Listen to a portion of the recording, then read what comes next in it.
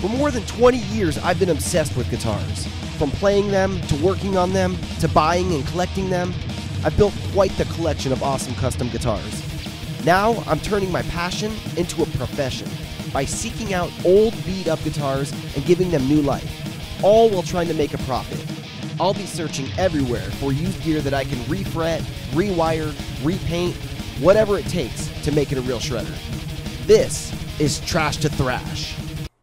Hey, what's up, guys? Welcome to another episode of Trash to Thrash with me, Mark Murray. This week, we're going to be continuing working on some of the Ibanez and Jackson guitars I've been working on over the last couple of weeks. I've had a ton of customer guitars come in to get refinished and reworked, fixed up, pimped out, whatever you want to call it. So be sure to tune in over the next couple weeks and you're going to see a ton of new guitars coming through. You can see some of them here behind me. We got LTD Flying Vs, Jackson Rhodes, got an Epiphone Explorer, Wolfgangs. We got all kinds of awesome guitars coming up. So at the end of this episode, I'm going to give you a preview of a couple of the next guitar projects I'm going to be working on. And starting next week, we're going to have a whole new batch of guitars to work on. Right now, I've got 12 customer guitars lined up. So we got a ton of new episodes coming up with a ton of new, really cool custom guitars. So I want to thank you guys again for watching and supporting the show and helping me grow my business. If you want to have your guitar worked on me, send me an email, mark@guitarguts.com. Check out the description below. I've got all my contact information down there below. Send me an email and we'll discuss your guitar. Business has been booming, but I need your guys' help with something. Go ahead and hit the like button right now and leave a comment on this episode. I see the view counts on these episodes, and if we had that many likes and comments on the videos, YouTube's going to help promote the video. Basically, they have an algorithm that looks through, sees how many people watch it, how many thumbs up it gets, and how much discussion it's bringing up. So leave a comment down there, whatever it is, something you like about the show, one of the guitars I'm working on, maybe a guitar you'd like to see me working on in the future. And that's just going to help me bump the show up and help YouTube promote the show and recommend it to more people. Now let's jump on in to the Ibanez RG350 I've been working on, the orange with purple splatter that I've been working on for a couple weeks now. It's finally done. So let me give you a quick recap of how it came in, some of the work we did to it. Then I'll show you what I've done to it over the last week, show you the final product, rock out on it for a second, and then I got another huge GuitarGuts related announcement after that. This is how the guitar arrived to me in its original form. It hadn't been played in years and didn't even have strings on it, so the bridge came right off.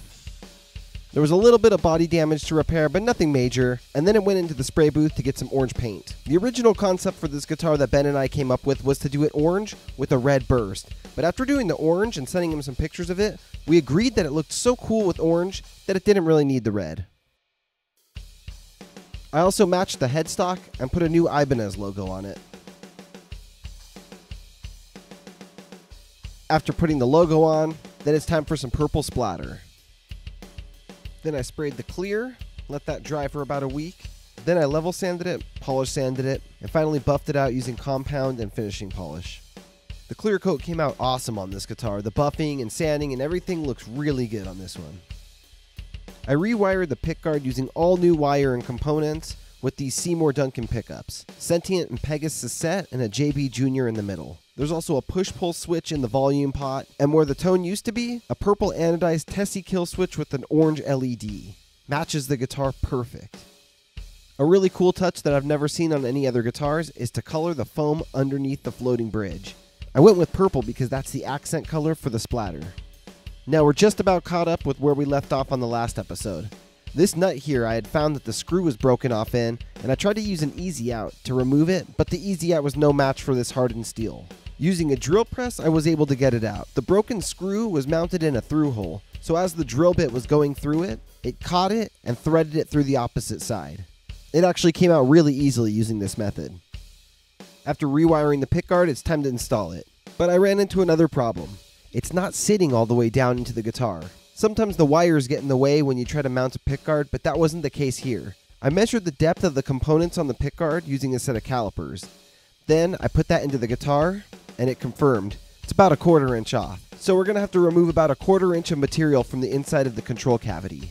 You can see inside the control cavity there's a strip where it's already about a 1/4 inch deeper, and I'm just going to level the whole thing straight across at that depth. That little pocket's for the 5-way selector switch for the pickups. It's taller than the rest of the components used inside a guitar, but even with that being said, I'm not sure why they don't just route the whole depth of the control cavity to the same level. This is something I see in a lot of guitars.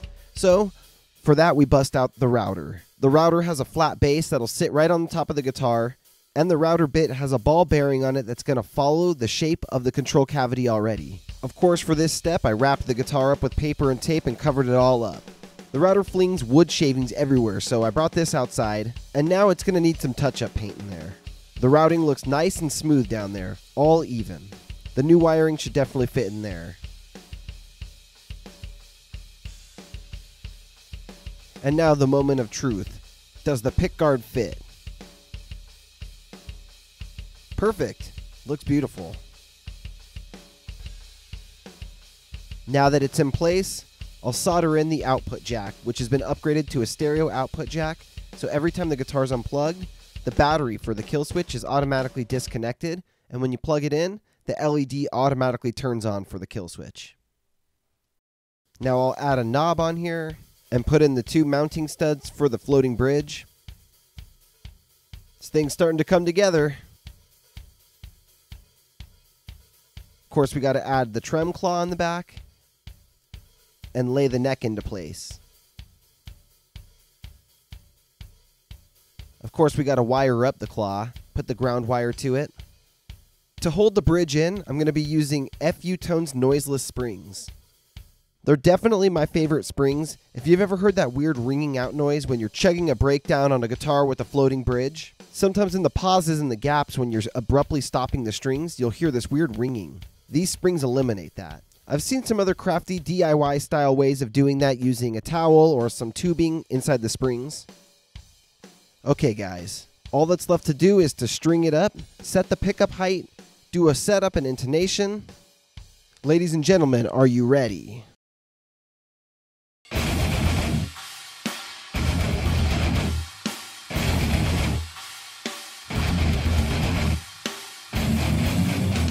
Man, this thing turned out awesome.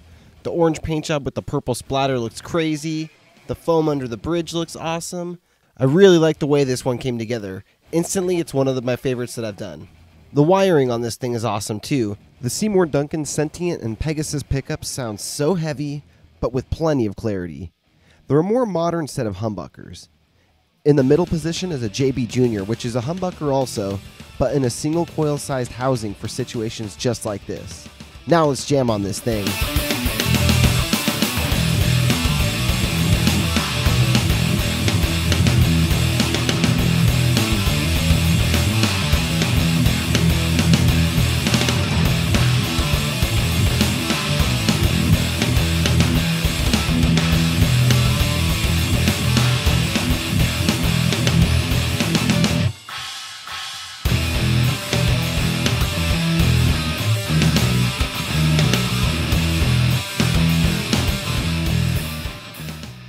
When it comes to wiring a guitar, it can be one of the easiest tasks of building a guitar, or it can be one of the trickiest tasks. It all depends on how many components you're wiring up and how many wiring tricks you implement.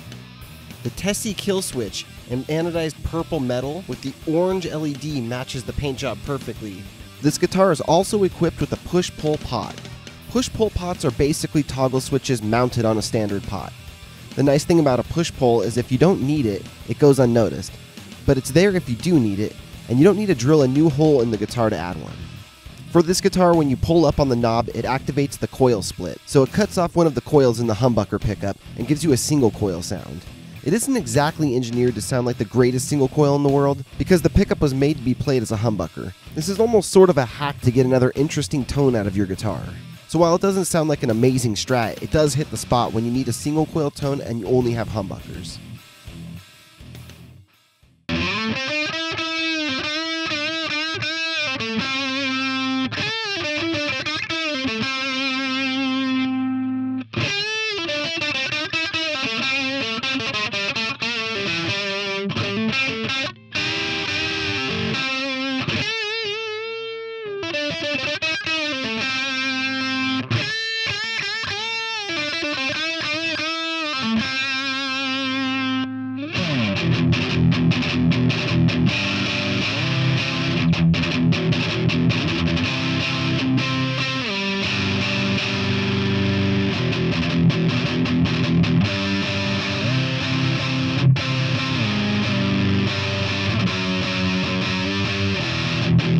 There are these secrets and tricks to spice up your wiring and give your guitar some really cool extra tonal options.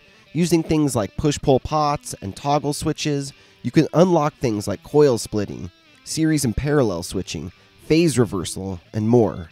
Even using a different pickup selector switch can give you different pickup choices and coil selections than you'd normally be able to get with a standard wired guitar. When it comes to wiring something like a Frankenstrat with one humbucker pickup and a single volume pot, it doesn't get much easier than that. It's really just a couple solder joints and you're done. But something with multiple pickups that has parallel and series switching, a boost, a phase reversal switch, coil splitting, capacitive rotary knob, and stereo output would have a much trickier wiring setup. You might even have to stitch together your own wiring diagram for something that custom. Seymour Duncan has a ton of wire diagrams on their website, so you'd be able to print out a bunch of them and cross-reference and figure out what you need to do, but it does get tricky. Alright guys, now that I've showed you the guitar, there's something else really cool I want to show you. This is the GG1, the first in a series of GuitarGuts pedals. This is a pedal I designed and had my friend Matt, who's a pedal builder at Goliath Studios over in Europe.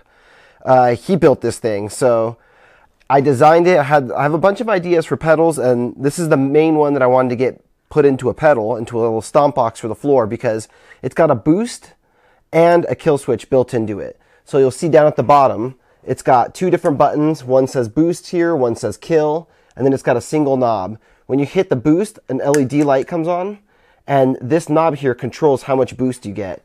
I'm about to demonstrate it for you, and it is so awesome. This is a rad pedal.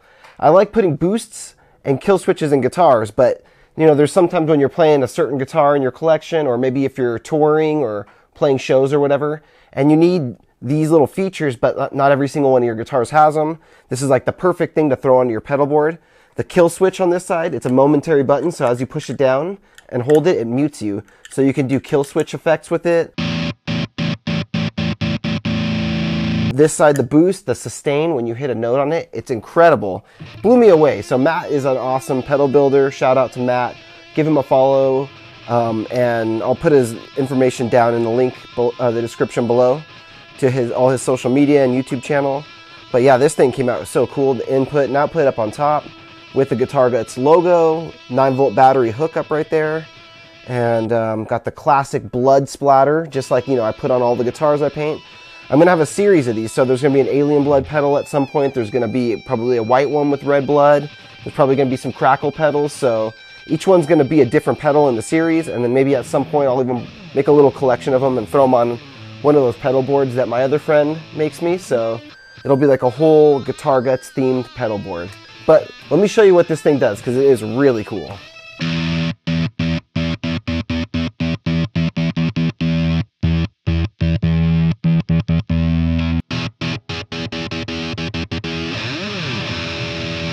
Okay, here it is without the boost. I'll just hit a high note and vibrato and see how long it sustains for.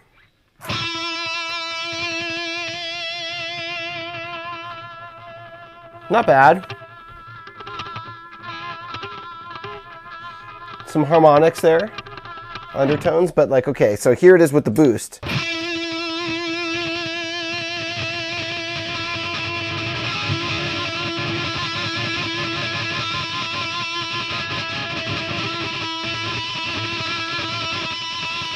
Just for fun, I'll turn the boost off. At this point, it's pretty much just creating feedback, but with no speakers. So that's what you get without the boost. And you're still getting this with the boost.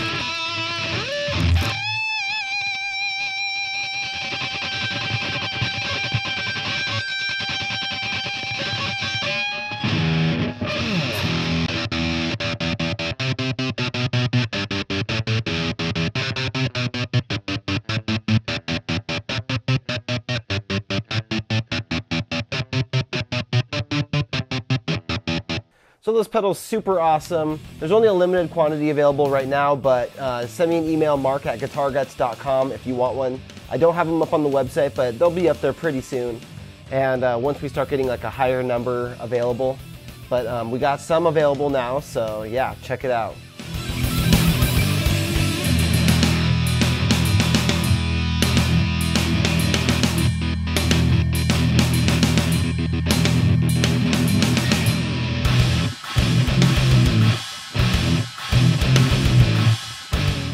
Alright, I told you guys I'd give you a preview of the next few guitars coming up, so here they are. These are some of the guitars you can expect to see on the next coming episodes of Trash to Thrash.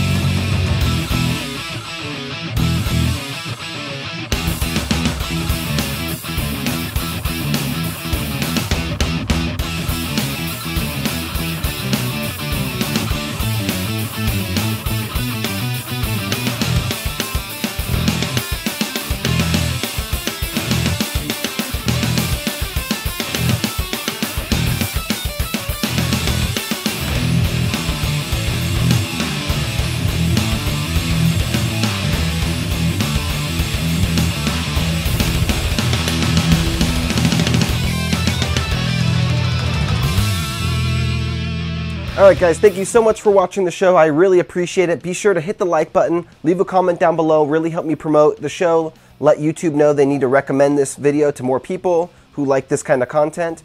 Hit that subscribe button.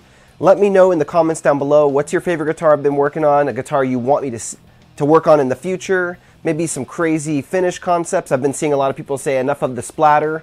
Well, I think I'm done with splatter for a little bit, but it's one of my favorite kind of paint jobs, so of course they're going to keep coming back. We got a couple crackles coming up, all kinds of crazy stuff, and a bunch of other more unique, different stuff too. So I will be back on Sunday with Sunday Morning Shred. If you guys need even more guitar content, check out my Sunday show where it's more slow-paced, me just talking to the camera, taking people's questions. If you have questions, leave them down in the comments and I'll try to answer them on Sunday Morning Shred.